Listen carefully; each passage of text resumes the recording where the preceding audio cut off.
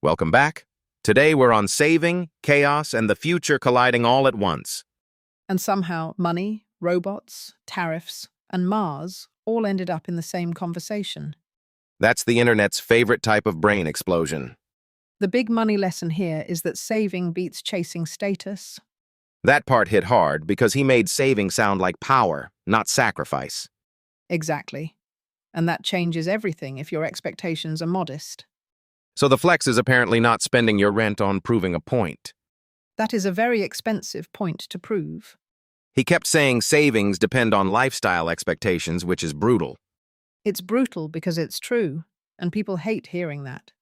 The $5,000 in the bank story was the real gut punch. When you're younger, that amount feels like survival itself. And then later it becomes nothing, which is kind of sad. That's the spiral he was warning about. Expectations grow faster than gratitude. That's why he framed savings as an expense, right? Yes, because if it feels optional, you'll always postpone it. Optional is just procrastination wearing a nicer shirt. That is exactly how people treat retirement.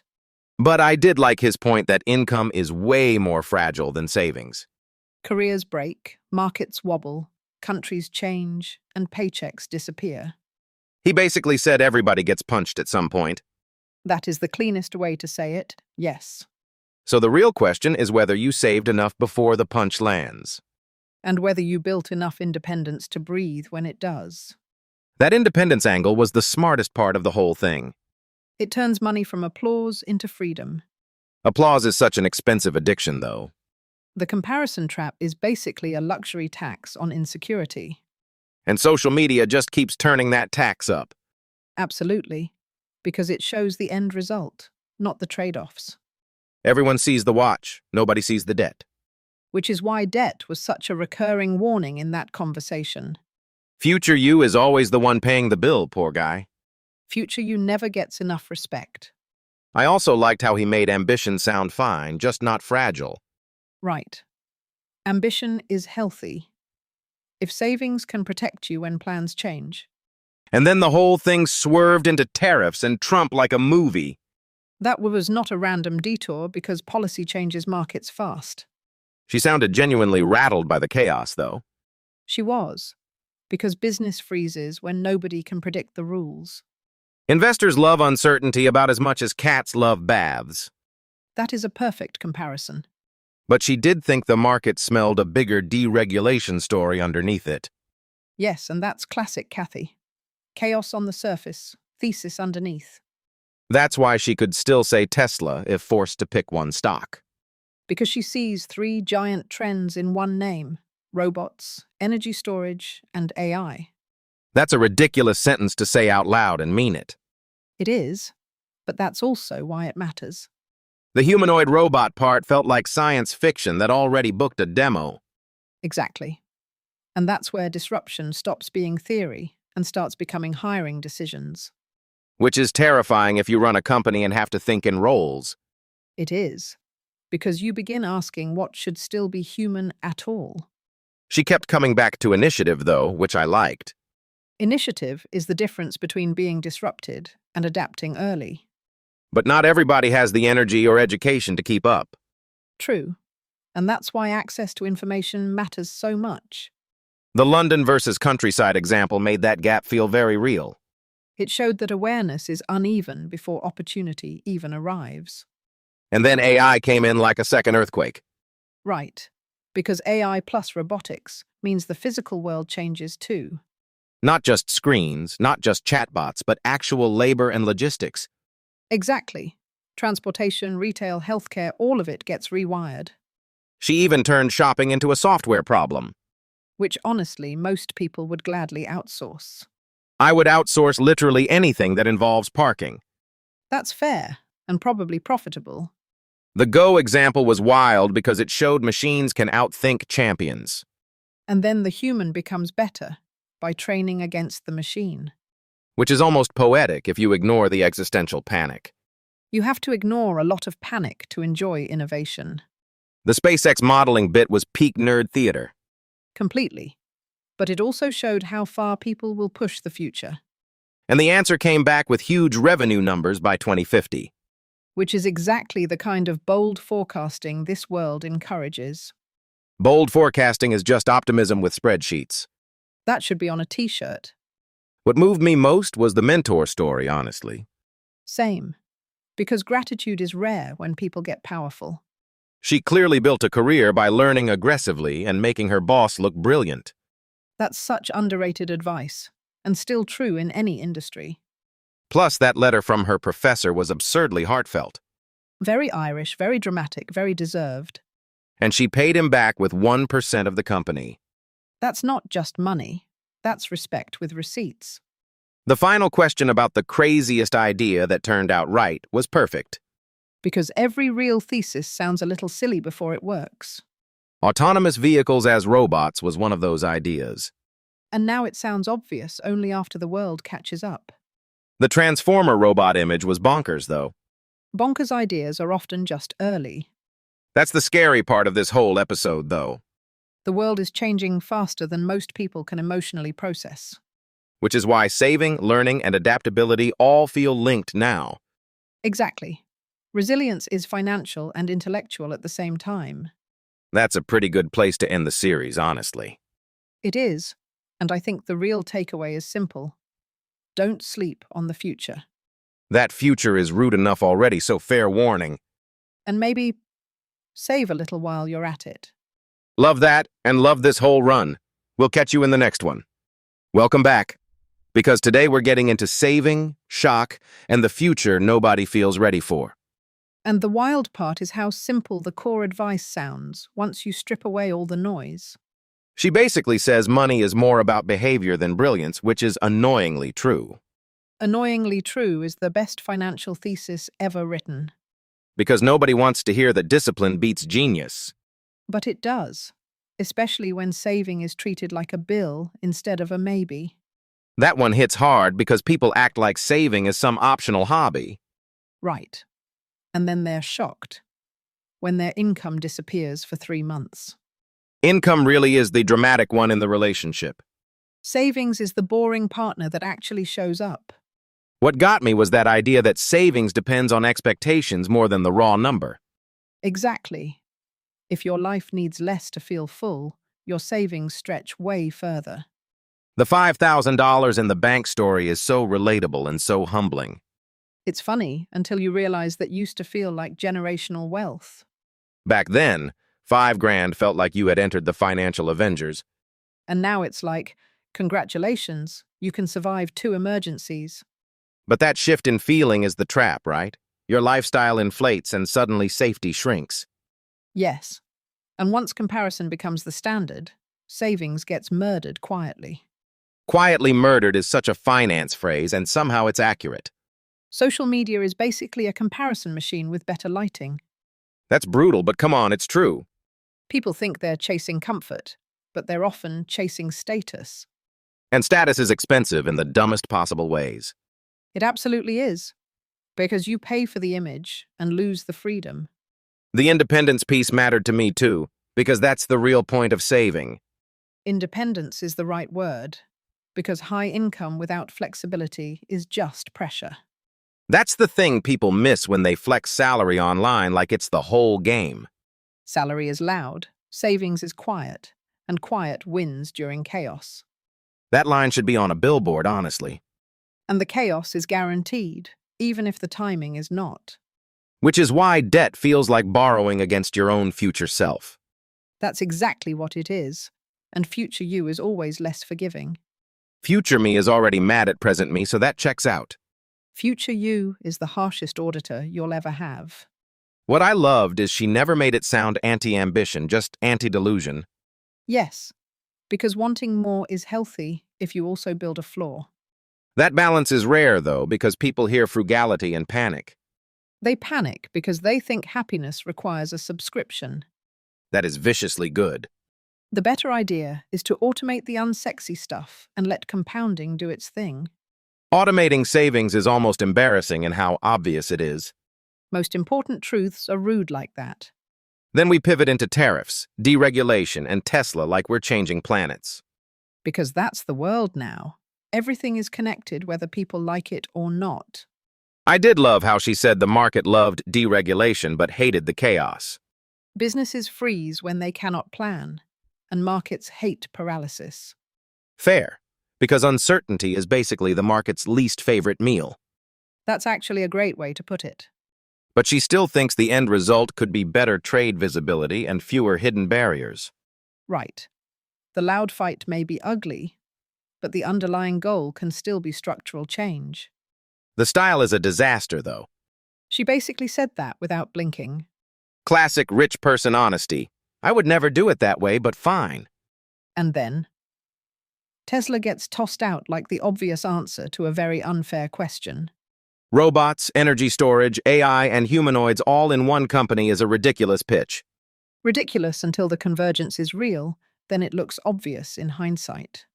That's the scary part, because hindsight makes visionary bets look easy. And before that, everyone thinks you've lost your mind. Which is probably the correct emotional tax for being early. Exactly. Early ideas are always a little embarrassing.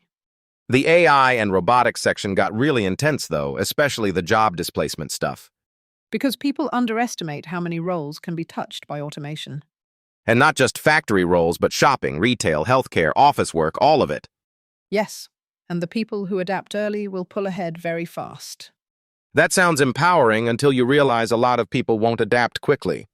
That's the real inequality, not just access, but initiative and willingness to learn. That word initiative kept coming up, and it matters more than people admit. Because blaming external forces can become a way to avoid learning. Which is convenient, but also useless. Very useless, yes. I also kept thinking about how small the window feels right now for understanding the future. It is small, because the pace of change is compressing everyone's mental model. That's why the little demo with the SpaceX model was so insane. Putting Mars into an income statement is a very on-brand move for them. Starlink, launch revenue, Mars dreams, all of it turned into spreadsheets. And that's how futurists make their ideas legible to investors. The deep-seek angle was interesting too because questioning can be a smarter form of reasoning. It shows that models are improving not just by scale, but by process. And then the huge data center assumptions suddenly look less permanent. Exactly. Every wave makes the last wave look overbuilt. That is terrifying if you're sitting on the wrong side of the trade. And exciting if you're willing to rethink the whole stack. I liked the part about making your boss look brilliant as a career strategy. That's such a simple power move, and it works everywhere. It's less networking and more productive flattery with results. It's also humility, because you're serving the mission before the ego. And that confidence from actually knowing your stuff really came through in her story. Confidence built on research is different from confidence built on noise. That felt like the hidden theme of the whole episode, honestly. I think so too, because whether it was money, work, or technology, she kept coming back to preparation. And maybe a little stubbornness, which helps more than people admit. A lot more than people admit. So for me, the clean takeaway is save early, stay flexible, and don't worship appearances. And for me, it's learn relentlessly, because the future is not waiting politely. That's a pretty terrifying but useful sentence to end on. The future is rude, but it can still be generous to the prepared. Love that. And honestly, that feels like the whole series in one line. It does. And thanks for staying with us through the chaos. The chaos was the point, let's be honest. Exactly. And if people leave here saving a little more and learning a little faster, that's a win. Deal, we'll see you in the next one. Welcome back, we're ending on money psychology and the future hitting people in the face. And the scary part is most of it starts with habits, not genius. That's such an annoying truth because everyone wants a hack. The hack is boring. Save automatically and stop pretending debt is free. Debt always has a bill, it just arrives later wearing a fake smile. Exactly. And later is usually the worst possible time to pay it. What I love is the idea that saving is an expense, not a leftover. Once you treat it that way, you stop negotiating with yourself every month. Most people are negotiating with every app, every impulse buy, every friend group. And social media makes that worse, because comparison becomes a spending strategy. Bro, that is the most expensive disease of modern life. It really is. Because people keep raising their expectations faster than their reality. That part about feeling rich with 5,000 bucks hit me weirdly hard. When you're younger, a small buffer can feel like total freedom. And then adulthood comes in and starts charging subscription fees for peace of mind. That's a terrible business model, but yes, that's how it feels. The deeper point is income looks impressive, but savings buys independence. And independence matters because income can disappear overnight. Layoffs, market crashes, health stuff, life just loves a plot twist. Which is why patience is not passive, it is a defense mechanism. Okay, but do people actually hear that and change? Some do, but a lot of people need a scare before they respect discipline. So financial planning is basically emotional trauma with spreadsheets. A little harsh, but not entirely wrong. Then the conversation jumps straight into the future, and it gets wild fast. Because the future is already reorganizing retail, transport, healthcare, everything. The way she talks about shopping assistants feels like science fiction with better customer service. And I would happily let a machine do my shopping forever. That is because you are a sane person and shopping is punishment. Thank you, exactly. But the real tension is who gets left behind when the tools move that fast. That is the issue, especially for people who do not have the initiative to lean in. Initiative is a loaded word, though, because it sounds like blame. It can be, unless you pair it with access, education, and encouragement. But some people are just never going to open ChatGPT and start experimenting. Right. And that is exactly why educators and companies have to translate this faster. Because otherwise, the city people sprint ahead and everybody else gets whiplash. And the gap can widen very quickly if society waits too long. What really stuck with me was the job question. Because she's basically asking, what even is work now? Exactly. If agents and robots can do so much, human roles get redefined very fast. Imagine having to explain your job title to a robot applying for it. That is a nightmare. And also probably not far off. The Go example was actually brilliant because it shows machines can outthink specialists. And then the specialists adapt, which is the part people miss. So the human keeps upgrading, or gets wiped out by refusing to. That is the hard fork in the road, yes. Human labor competing with something that never gets tired is brutal. But humans still matter in judgment, trust, and creative interpretation. For now, until the robot learns charisma and starts a podcast. If that happens, we are all in trouble.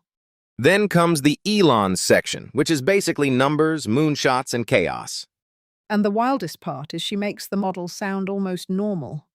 Starlink revenue in 2050, launch revenue, humanoid robots, Mars, like what are we doing here? She is making a bet on convergence, not one isolated company. Robotics, AI, energy storage, that trio keeps coming back.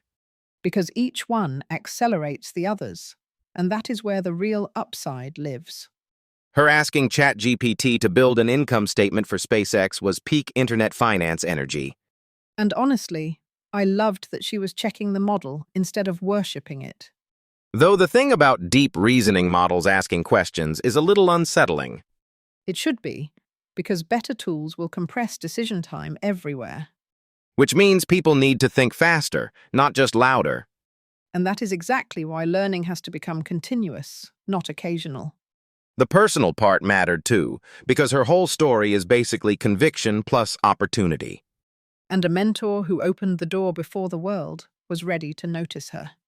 The letter from Arthur Laffer was such a human moment in all this machine talk. It showed how much careers are built on belief as much as skill. Also, giving him 1% of the company was an extremely expensive thank you note. Expensive, yes, but apparently worth every penny. That gratitude story lands because success can make people act like they did it alone. And nobody really does, not in investing and not in life. Then the closing question about the craziest idea that turned out right was so good. Because the best ideas usually sound a little embarrassing at first. Autonomous vehicles as robots is one of those things that sounds obvious only after. That is the pattern with disruptive technology. The truth looks silly until it works. The Transformer robot idea is where my brain started acting up. She said it like it was completely reasonable, which made it even better. The robot that cleans your house and maybe becomes a monster is a niche concern. A very specific household anxiety, yes. But the larger point is her optimism is not naive. It is engineered. Exactly. It comes from seeing patterns before other people trust them. And from surviving enough cycles to know panic is expensive too. That is why she can talk about uncertainty without losing conviction. Okay, final thought. This series basically says save, learn, adapt, repeat. And do not confuse comfort with safety, because the world loves changing the rules. That is a terrible advertisement for stability, but a great survival tip. I'll take it. Thanks for doing this run with me, because we covered money, tech, fear, and ambition without pretending any of it is neat. And that is the honest version of the future, messy but worth preparing for. That's the series then. Save a little more and learn a lot faster. Exactly. And we'll catch everyone in the next one.